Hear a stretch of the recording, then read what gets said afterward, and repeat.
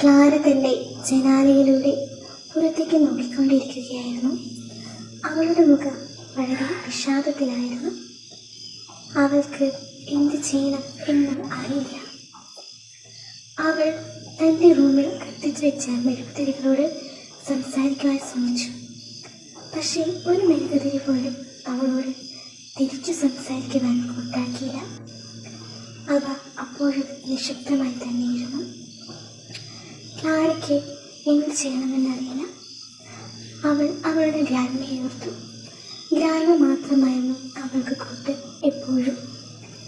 എന്നാൽ ഇന്ന് ഗ്രാൻഡ്മ ആ സെമിത്തേരിയിലെ പഴം തണുത്ത് മരവിച്ചു കിടന്നു.